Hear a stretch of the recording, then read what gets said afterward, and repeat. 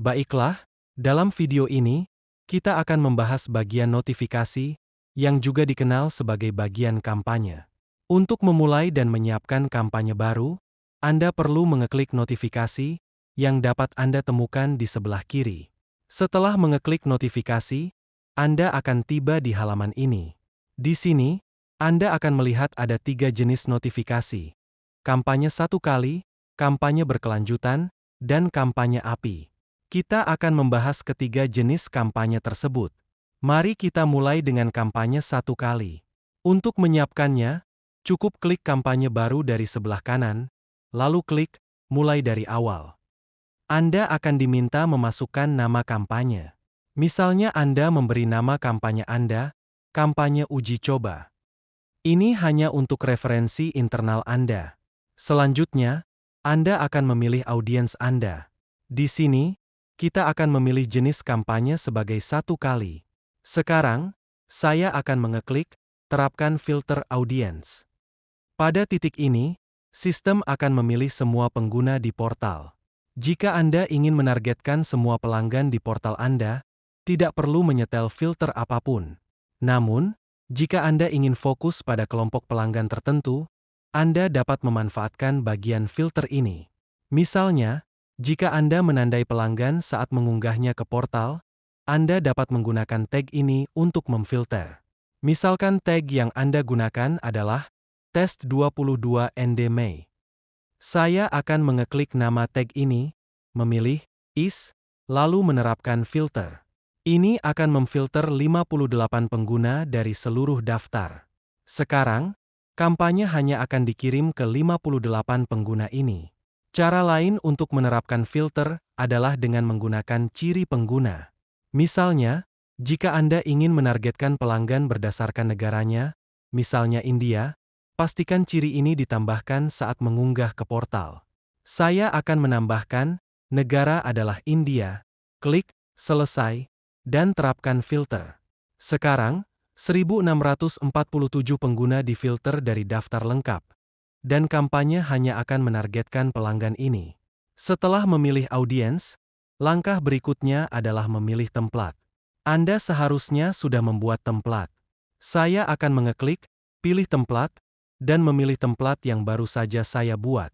Saat Anda mengeklik, pilih template, template akan ditampilkan sebagai "Hai", diikuti oleh variabel, lalu isi pesan. Disinilah Anda memetakan variabel yang Anda tambahkan ke template. Jika Anda ingin memetakan variabel ini ke nilai nama pelanggan, Anda akan memilih nama sebagai nilai fallback. Jika sistem tidak dapat menemukan nama pelanggan, nilai fallback seperti "Hai" atau "Hai Pak" akan digunakan. Awalnya, sistem akan mencoba menggunakan nama pelanggan, tetapi jika tidak ditemukan, sistem akan menggunakan nilai fallback. Kemudian, kita beralih ke langkah ketiga. Pada tahap ini, Anda memetakan tombol apapun yang telah Anda tambahkan di template.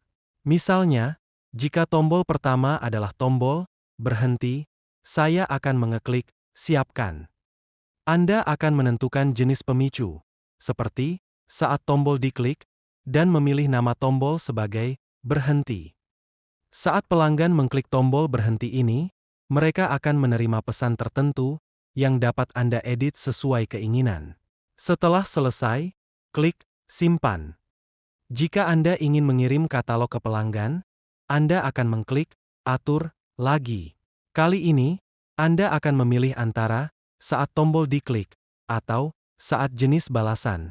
Tetapi karena tombol sudah dibuat, Anda akan memilih opsi. Misalnya, nama tombolnya adalah "Lihat koleksi".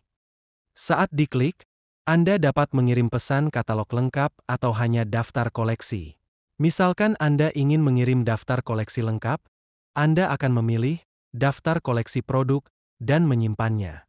Langkah berikutnya melibatkan pengiriman pesan daftar interaktif. Jika Anda ingin berbagi menu, klik atur, lalu saat tombol diklik. Saya telah membuat tombol bernama "Tidak lagi". Anda harus menyimpan daftar interaktif dari bagian otomatisasi sebelum mengklik simpan. Jika ada tombol balasan khusus yang Anda buat, Anda dapat mengonfigurasi responsnya di sini, atau mengatur respons dari bagian otomatisasi di paling kiri.